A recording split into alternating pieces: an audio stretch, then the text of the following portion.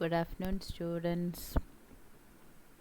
We were discussing about Unit 1 thermodynamics. Okay, we finished the topics. What were the topic? Do you remember? What are the topics we covered? Was Van der Waals isotherm and isochore, Clapeyron equation, Clapeyron closures equation, applications of Clapeyron closures equation, third law of thermodynamics, Nernst heat theorem, statement of third law and its application, exception to third law, experimental verification of the law, residual entropy.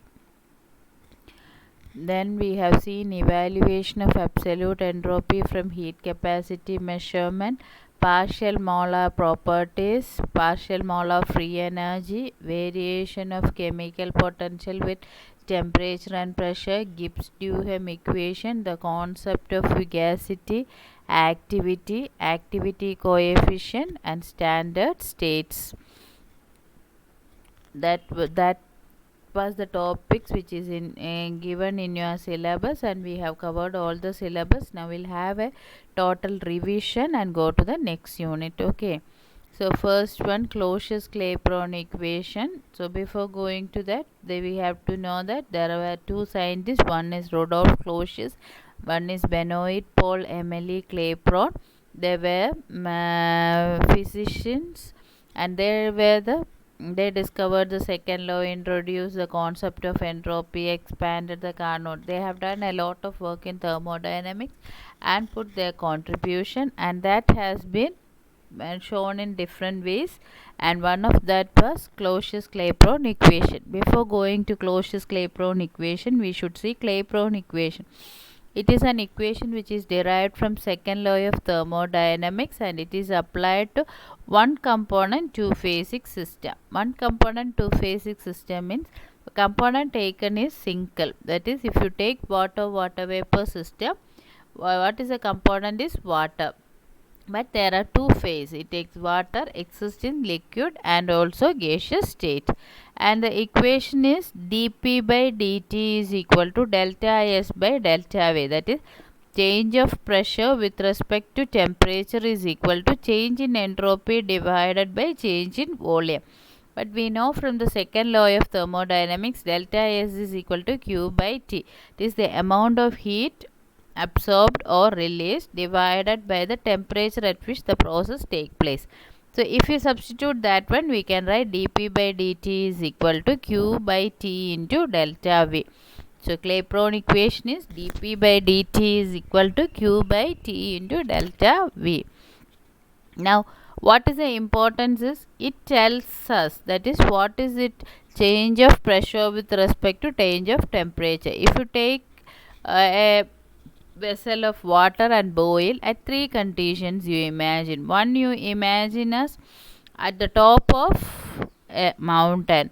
So when we go up and up, what happened is pressure is decreasing, and what happened is it will boil at low temperature, we can say. Or we can say that boiling point of a liquid decreases with decrease in temperature. Then if you take the sea level, that is what we are now. So at room temperature, at atmospheric pressure, water boils at 100 degrees centigrade. There, a deep in sea, inside the deep, if you take one vessel of water and go inside, then you can see that even at 400 degrees centigrade, the water remains as water itself. It is not converted to gas. What is the reason is, when we go down, the pressure is high, and therefore the boiling point also becomes high. So this can be explained based on Clapeyron equation. Now application is, this can be applied to any one component two phase system, and it can include solid to liquid, liquid to vapor, solid to vapor, one crystalline form of solid to another crystalline form. Just two things I'll say. So when it is applied to solid to liquid, it is dP by dt is equal to delta HF by TF into VL minus VS.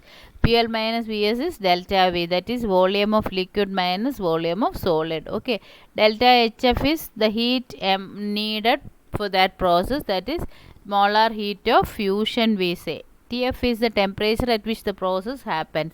Solid to liquid, we call it as melting or fusion, that is liquid to solid, we call it as fusion. So we have to take fusion temperature. When liquid to gas we take, it is the same expression only, we use it instead of molar heat of fusion, it will be molar heat of vaporization divided by boiling point into volume of vapor minus volume of liquid. And you have to remember that boiling point increases with increase in pressure.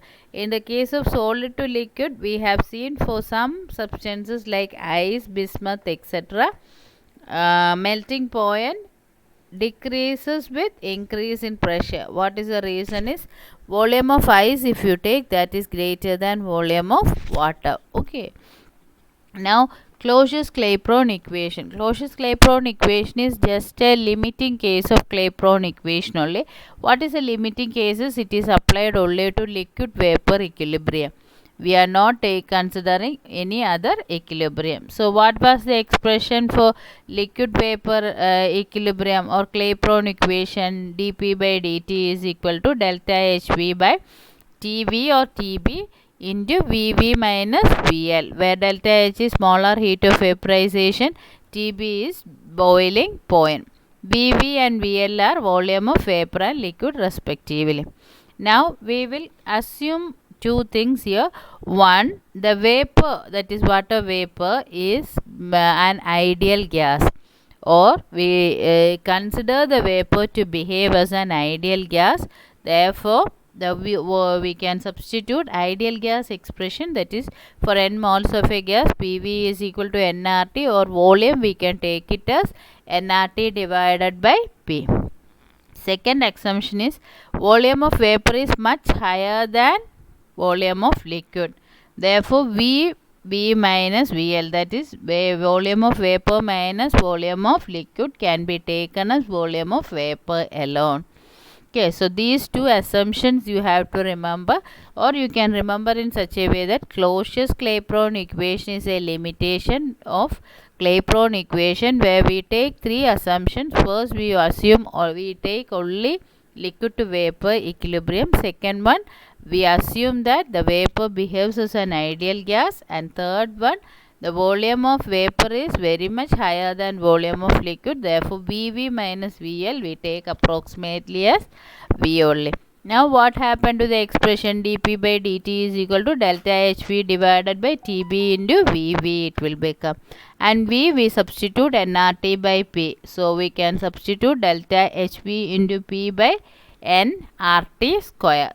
Okay. Now the differential form we can take, that P is taken to the left hand side. Right?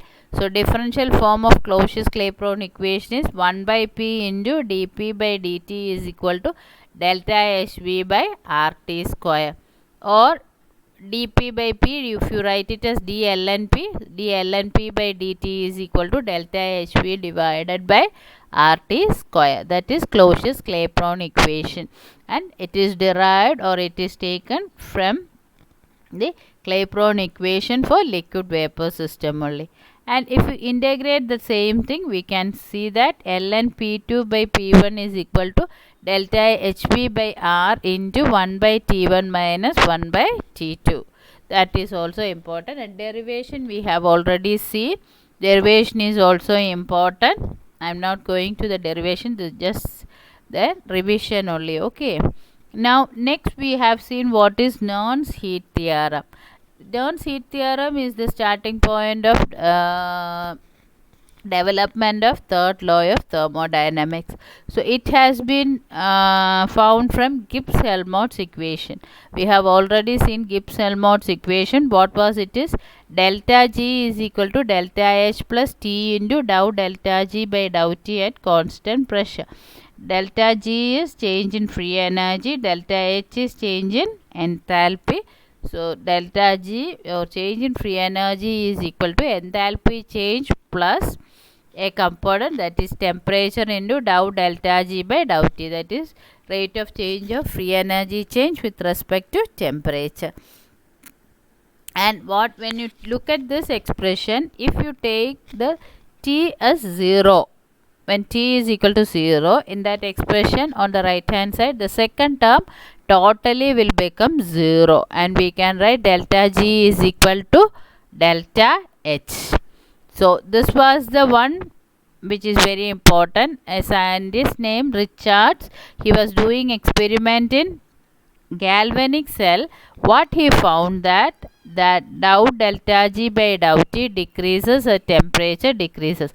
If you take theoretically, we can say that delta G is equal to delta H if you put T is equal to 0. But the scientist, when he was doing experiment, he found that it was correct, and what he did is, when he was decreasing the temperature, dou delta G by dou T decreases as temperature decreases. And what happened is, when it is nearing to the 0 Kelvin, delta G and delta H values come closer and it becomes same. That is what is shown in this diagram.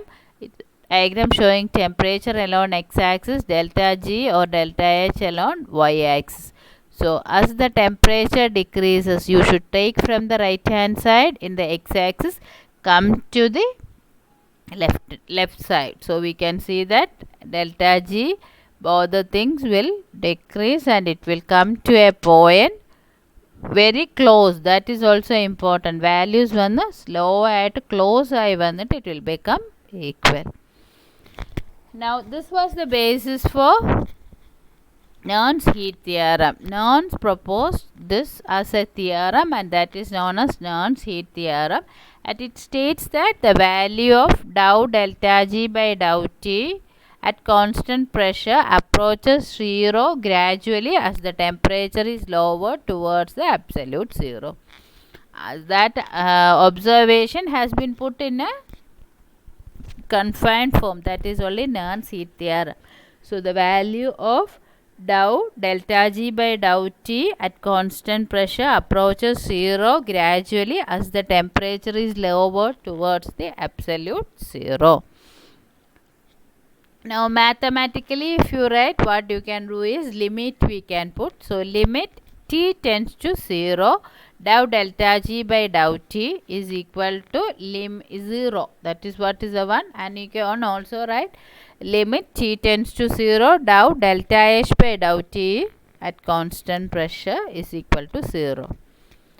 Second law in we know dou delta G by dou T is minus delta S, dou delta H by dou T is delta Cp. So adu idil substitute பண்ணும்போது limit T tends to 0, delta S is equal to 0, and delta Cp limit when T is equal to 0 is 0. So what is the significance of Nern's heat theorem is, it tells us that entropy change of a reaction tends to 0, and the difference between the heat capacity of the product heat product and reactant also tends to approach 0 as the temperature is lowered to absolute 0. We take these two expressions. So delta S and delta Cp tends to 0 when we come near to absolute 0. What is delta S is? It is entropy of the product minus entropy of reactant. In the same way, delta Cp is heat capacity of product minus heat capacity of reactant. At the 0 Kelvin, when we are near to 0 Kelvin, it becomes 0. And this holds good only in the case of pure solid. Liquid gases varybodu, it will not be 0. Okay. That has come to the development of third law of thermodynamics. Third law of thermodynamics the second state, first the limitation delta S T tends to 0 is equal to 0. Then it has been developed. So what it says is that entropies of all pure substance tend to become 0 at 0 degree Kelvin. So mathematical formula, when we write that, we can write limit T tends to 0, delta S is equal to 0. Delta S another reaction product minus reactant. So at 0 Kelvin, so entropy of product will be equal to reactant. That means എല്ലാ സബ്സ്റ്റൻസിൻ്റെയും entropy വന്ന് equal ആയിരിക്കും 0 കെൽവിനിൽ. Entropy of product and reactant are identical. Entropies of pure solid approach 0 at absolute temperature. This was the This was the statement which led to the development of third law of thermodynamics by Planck. And there are different statements. Planck's statement state that entropy of solid or liquid becomes zero at absolute zero. Lewis and Rantel statement state that every substance has a finite positive entropy. At absolute zero, it may become zero and thus become zero for perfectly crystalline solid. So, അത് சொல்லுന്ന എല്ലാ substance ഒരു finite positive entropy இருக்கு. That means if you take this one mobile or if you are taking a cup of tea, அதுக்கு எல்லாமே வந்து there is ஒரு positive entropy இருக்கு, ഒരു value இருக்கு entropyன்னு. ഇനി temperature low ആയി കൊണ്ടുപോയാൽ it can become zero. ഒരു perfectly crystalline solidന് surely zero ആയിരിക്കും. Liquid and gasന് it can become zero or cannot be zero. That is what is Lewis-Rantel statement. In the third statement vanna at 0 degree Kelvin the entropy of a perfectly crystalline solid equals to 0.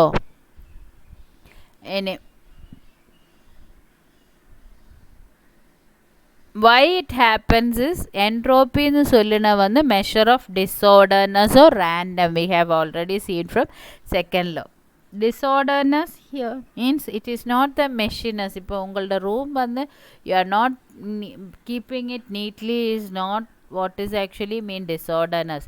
அங்கே வந்து ஒரு book எவ்வளோ பாசிபிலிட்டிஸில் உங்களுக்கு arrange பண்ண முடியுமோ அதுதான் டிஸார்டர்னஸ் ஆகிட்டு we used to take in second law. Okay, இப்போ உங்களோட புக்கில் வந்து ஒரு ஷெல்ஃபில் 10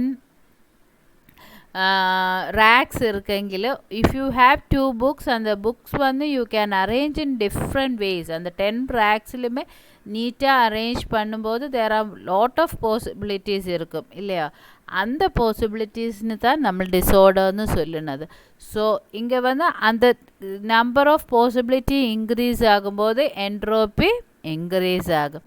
so what is the speciality? 0 kelvin எடுக்கும்போது அந்த மைக்ரோ ஸ்டேட் அல்ல அந்த அரேஞ்ச்மெண்ட் ப்ராபபிலிட்டி ஆஃப் அரேஞ்ச்மெண்ட் வந்து ஒன்லி 1 ஆയിരിക്കും. அதுக்கு ரீசன் வந்து 0 கெல்வினில் സിസ്റ്റത്തിന് 0 ഹീറ്റ് ആയിരിക്കും.